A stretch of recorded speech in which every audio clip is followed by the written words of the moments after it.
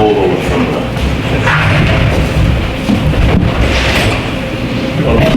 It should be 4 items off of the That's right. consent calendar. Yeah.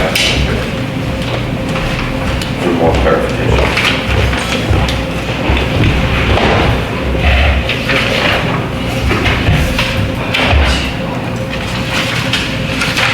Number 5.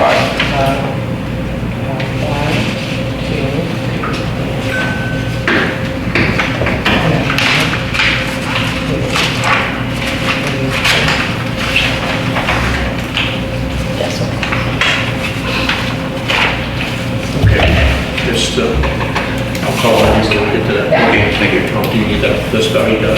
No, I got it. That's really hard. I really need that today.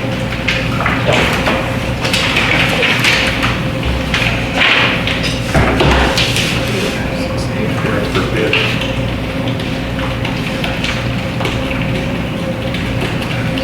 That's 6 o'clock if you can start. Yeah.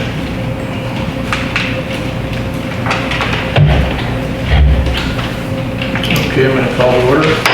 Time? 6:01. Okay, the roll call. Director Davis? Here. Director Gregory? Here. Director Calvins? Director Calvins will be late.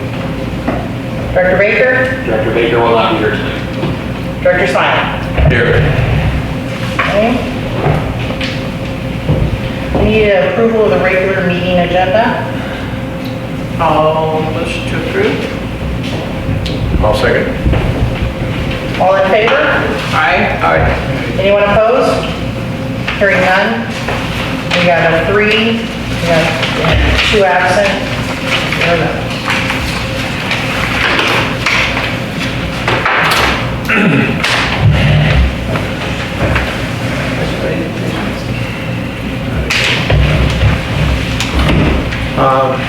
This, pardon? Okay, please.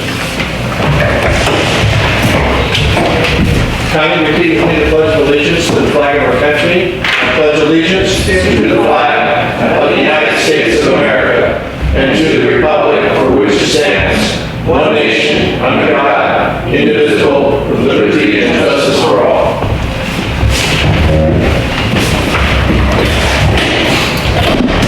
Public comment, not on the agenda.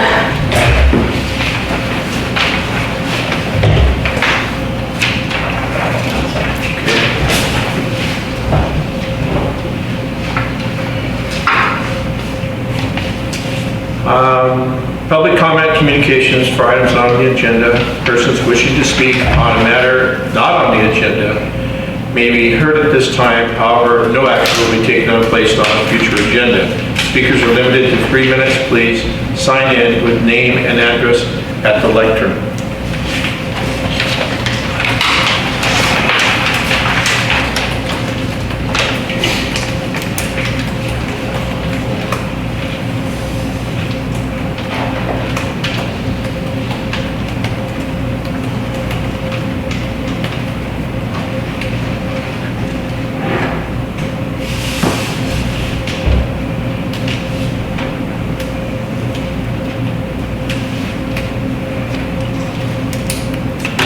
Thank you, Board. Gregory Wall. My comment is more of a question.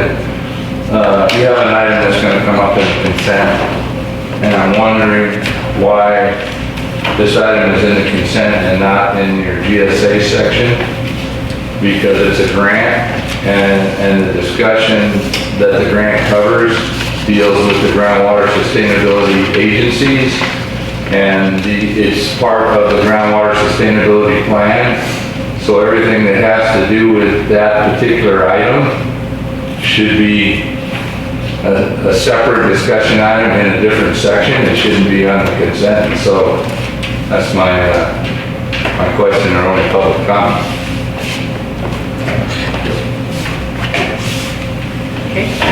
Any other comments? Seeing none.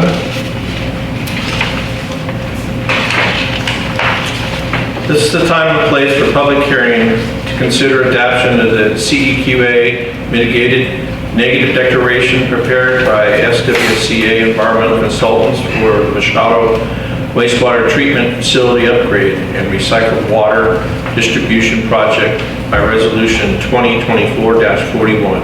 The final report can be found in the Water District website.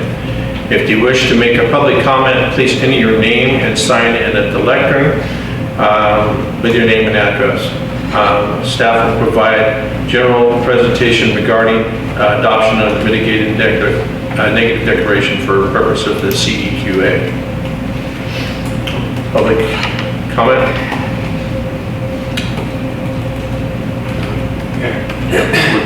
So this is to approve the mitigated negative declaration for the recycled water line primarily, but also includes environmental review for a portion of the wastewater treatment plant.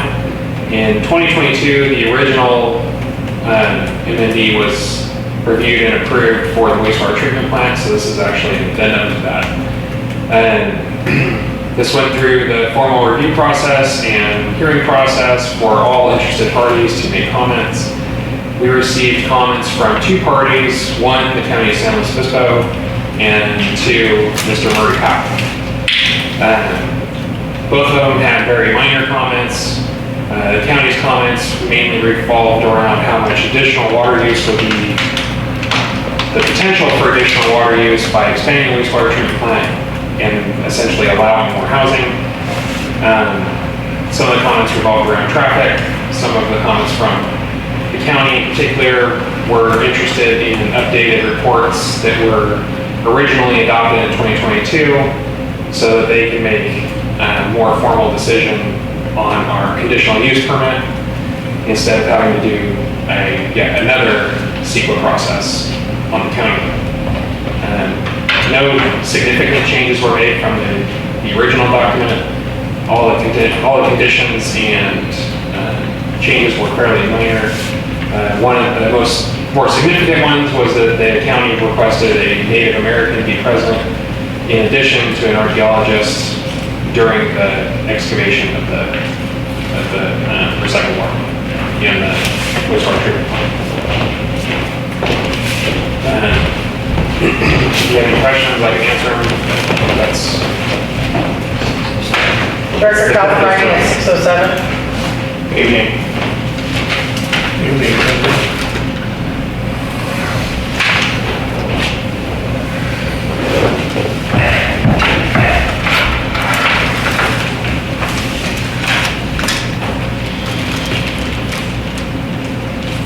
Do you have any questions?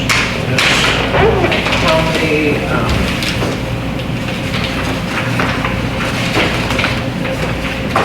yes. I don't have any questions. Only other questions on that? No, just anything that's done here, it'd be nice to have real clarifications on what you're doing. What do you mean? Well, you're talking about an upgrade somewhere. It would be nice to have what you figure on doing and so on, as far as upgrades and so on. So the 2022 MND was the original environmental document that encompassed the changes to the wastewater treatment plant that have been presented to this board over a dozen times. The document that we're proposing that is adopted tonight is primarily for the recycled water line that goes from the wastewater treatment plant across to the other side of the freeway for disposal and reuse of recycled water. It also, because the two projects are connected, this report and that report are now connected, and there is some, as I mentioned, some of the mitigation was increased on the wastewater treatment plant and the recycled water project in order to satisfy the county's requirements. So that's the additional Native American monitor in addition to the archaeologist, that type of thing. Same with the additional water use that is potentially possible by allowing additional construction. The project itself of this is the recycled water line from the treatment plant to the other side of the river. That hasn't changed from the initial, the inception of that project. The wastewater treatment plant, these documents are looking at the wastewater treatment plant project as a big picture. It's not looking at a tiny little thing here, a tiny little thing there. It's looking at the big pieces of that project and what their environmental impact is.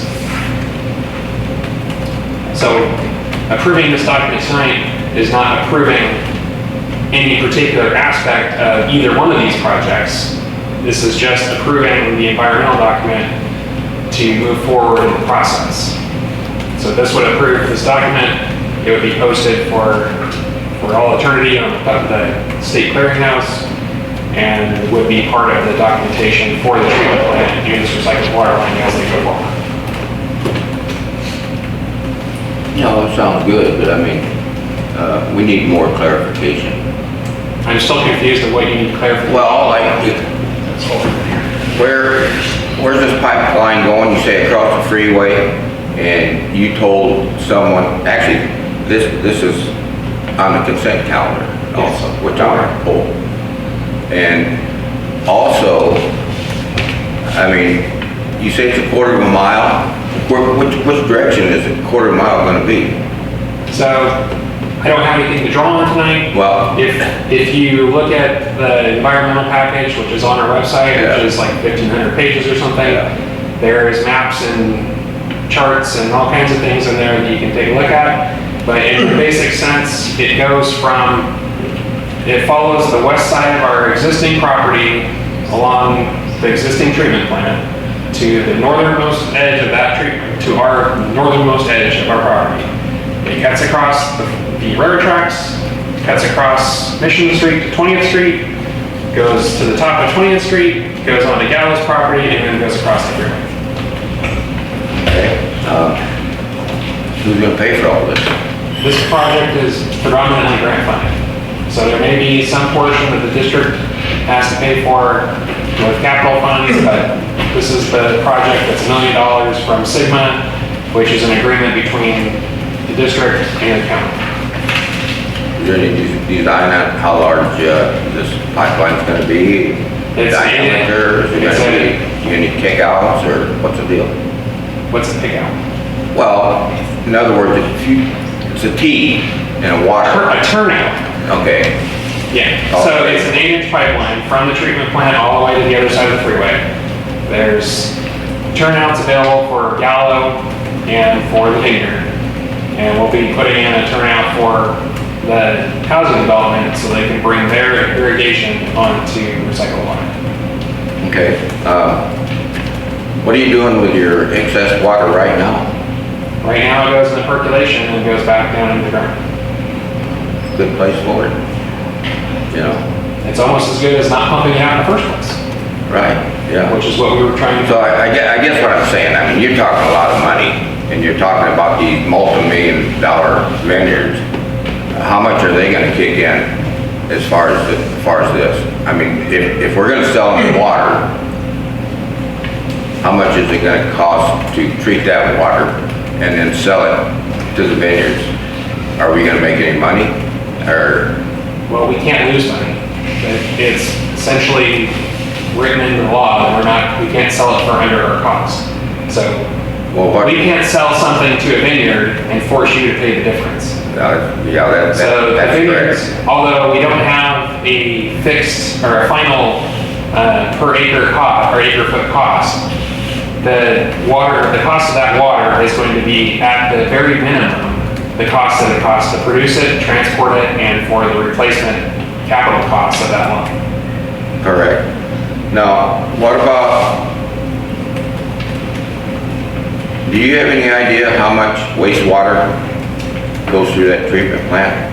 Approximately 200 acre feet, 208, okay, approximately 200 acre feet per year. per year, okay. And right now, all that's being percolated back down into the ground. Okay, so do you have any idea of how much it's gonna cost to treat that water so it can be used for irrigation? So the treatment process that's been proposed, that's moving forward for the wastewater treatment plant, that's the end result of that process. So there's no real additional equipment. We would still have to have everything that we have there, whether we sell recycled water or not. We would still have to have everything there. So we're basically putting it on the recycled water cost to pay for the end process of the process that we already have to have.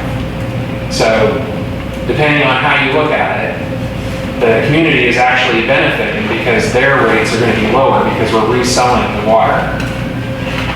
So you're saying that the water that is pumped down to the treatment plant, coming from the people here in Salmon Hill, they're gonna get a rate decrease on their sewer bill because you're getting water from them and selling it? So the cost, some of the cost for treatment is going to be borne by the recycled water purchaser.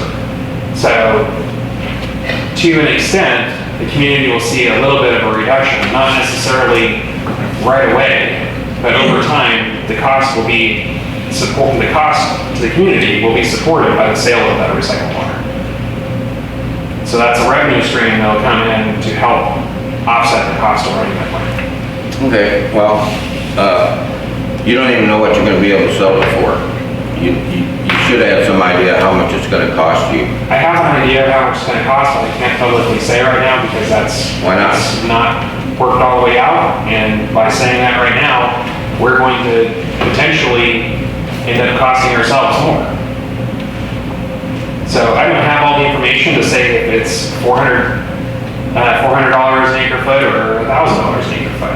We have an estimation of what it's going to cost, but without going through the whole process and figuring out exactly what the O&M costs are, exactly what the capital replacement costs are, and that portion of it, I can't sit here and tell you exactly what it's going to be, and I'm not going to. There'll also be a negotiation for the contract for serving the water and any indication of what the market rates are or what the district intends to charge at this point would compromise those negotiations. Well, before you do any negotiation or anything, there should be some idea of what you're gonna get for that, what the vineyards are gonna pay for this water. Again, I have an idea of what it is, but I'm not gonna publicly say. Ideas don't work too good, so. Well, if it puts you a little bit at ease, any sort of negotiated contract would be reviewed by our legal and the board. It's not something that I can say, okay, well, we're just gonna go do this, whatever. Well, it definitely should come back to the board. Yeah, and it's not something that's gonna happen tomorrow, it's not something that's gonna happen next week. So you can look for that in the future. All right, You're done. I'm done. Anthony? Thank you, Mr. President.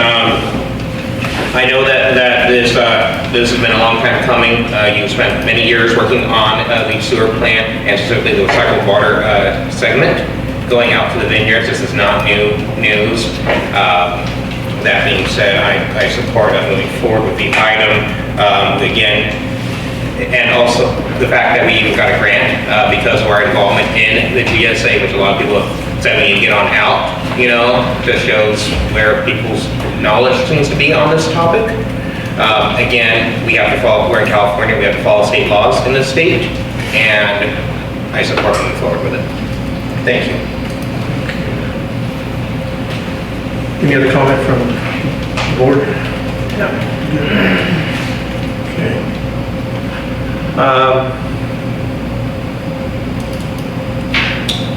It's a time to take testimony from the public.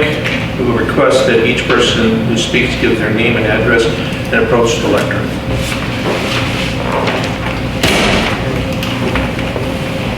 Thank you, Board, very well. I know that a lot of times values of stuff don't want to be discussed. For what reason, I have no idea. I can tell you exactly right now what state water costs, what it costs when you take it out of the canal, what it costs when you take it up the hill, what it costs when you treat it, what it costs the county when you take it out of Shannon. Starts off at $450, it ends up at $2,500 an acre foot. The reason you need to know the cost is what the viability is on, you have an irrigator right here. If you can pump for $300 an acre foot, are you willing to pay $2,500 an acre foot for wastewater mixed with some other water? If not, then this is all for nothing. Because who's going to use the pipeline or hook to the pipeline if it's so expensive that you don't use it? You're using other people's money, grant money, that was supposed to be used for basin projects.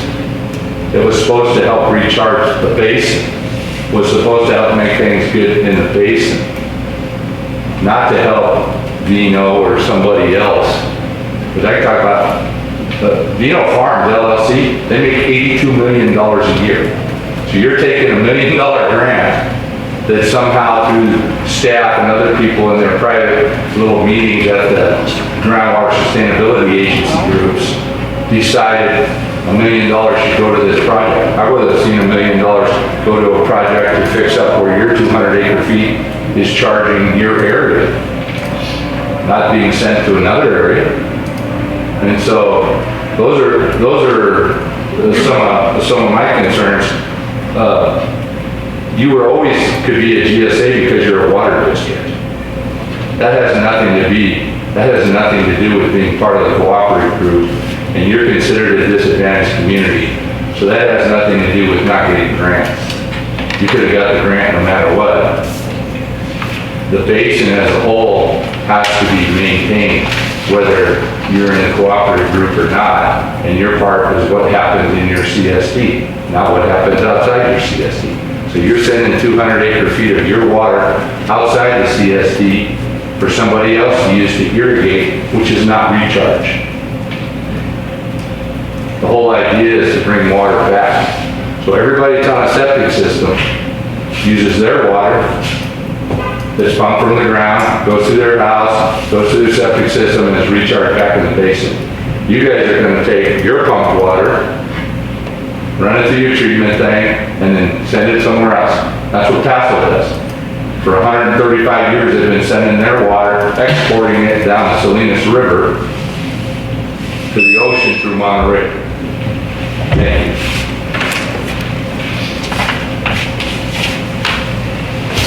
Any other public comment? If so, please approach the lectern and sign it.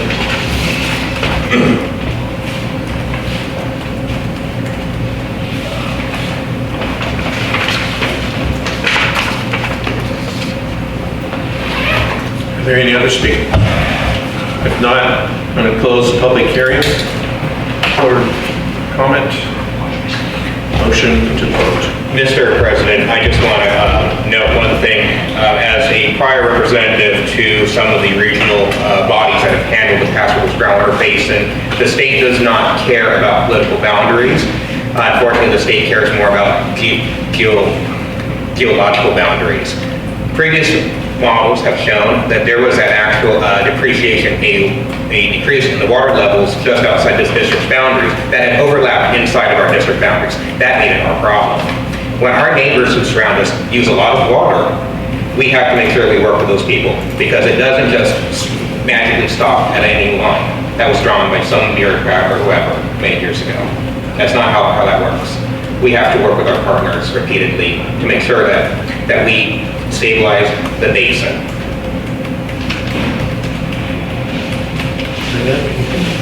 No. Nothing from me? Anything further on? Well, that doesn't, what Director Calvin said doesn't make any sense at all. You've asked a million questions that you didn't even understand on this item, so that's understanding. I'm more than happy to answer any questions you would have regarding. What I'm trying to tell you, we're talking about the basin, we're not talking about purple pipe that's gonna cost all kinds of money, and we don't know what we can sell them. We have 208 acre feet supposedly that goes into the plant down there, and it should go right back into the basin with the perk ponds. So The problem with the Burke Pond has already been the fact that it goes to the Snails River, which may run underground, and then ships that water north, away from our district. I know. So, that being said, taking care of what's happening immediately that will affect our community is more important. Honestly, we've already been over this. It's been 15 years of literally solutions, ideas, and everything else. And it repeatedly came up that purple pipe was one of the major ways to actually stabilize the basin. If it would have been a different thing, it would have came up by now. And then, doing best management practices and other outrageous things like building another dam or raising the Margarita Dam. It's been talked about forever. These are not new solutions that someone came up with. This has been going on since 2010, even longer.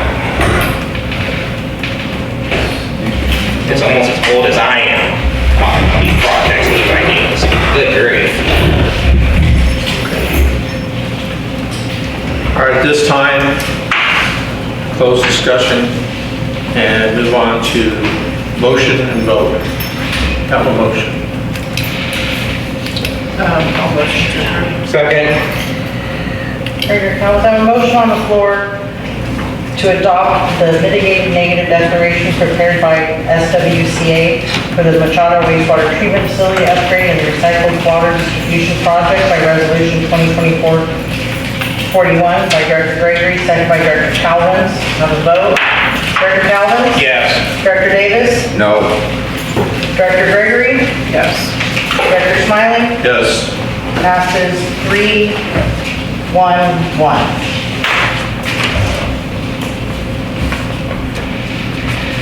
Okay, we're going to move on to non-district reports, San Francisco County organizations.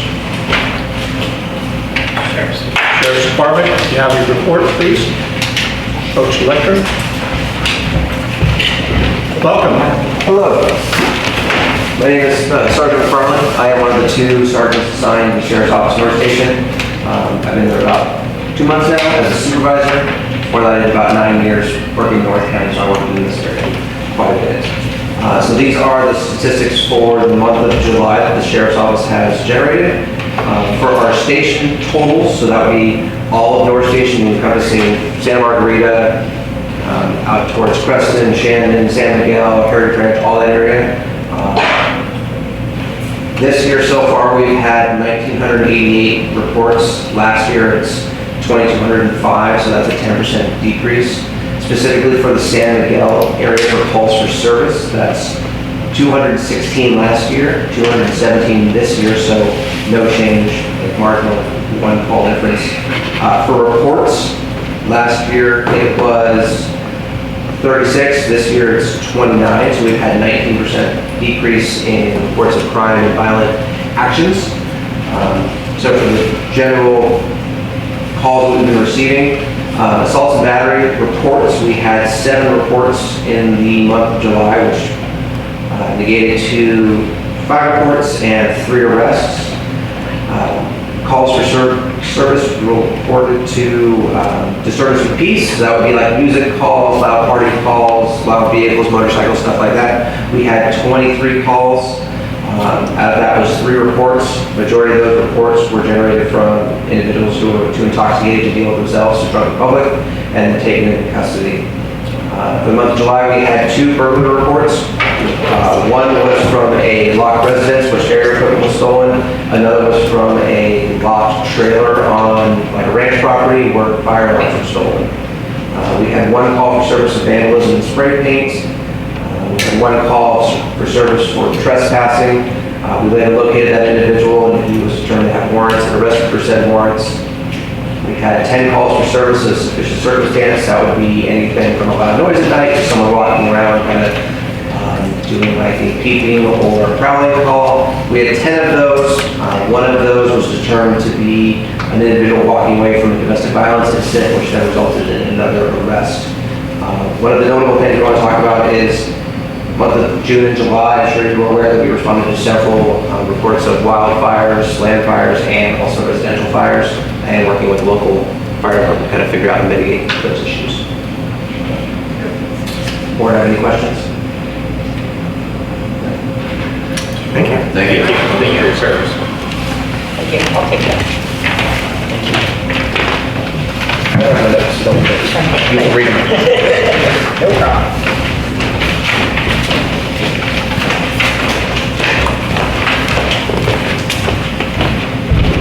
Okay.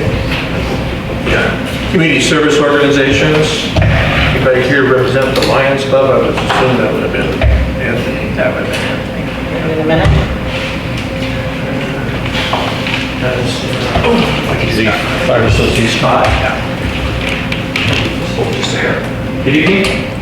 Not much to report with the Firefighters Association. We do have our blood drive coming up on September 11th, so there's spaces available. The blood mobile will be at the fire station 2 to 6, I believe. On September 14th, we are partnering up with Paso Robles and other agencies and doing a Memorial Stair Climb out in Paso Robles at the Mid-State Fairgrounds. Everybody's welcome to attend. There's a fee for entry. The funds generated from that are going to be donated to the Alicia Ann Bruce Byrne Foundation to help kids go to Champ Camp. And the association members decided that it would be a nice thing to donate some time and money to kind of spruce up the lobby of the fire department. So we spent some money on some materials and they're putting in the time to make the lobby area look a little nicer than 24 years ago. So that's about it. Unless you have any questions. And then for that, I was talking to one of the chairman of the Pioneer Day Committee and asked him if they would cooperate with our parade down here, our parades. Maybe supply us with a list of people that actually, you know, participate in that parade, see if we can get some kind of conversation going with them so that we can have a better turnout for our parade. And she said she'd be glad to. Her name is Debbie Vandergon, and she's my first cousin. So all my cousins, You get forward there. they run the Pioneer Day Parade down there. Basically. We are interested in the Pioneer Day Parade as well. Okay. But anyway, they're willing to help support us. We just need to reach out to them, and then they'll supply us with some help. Okay. All right.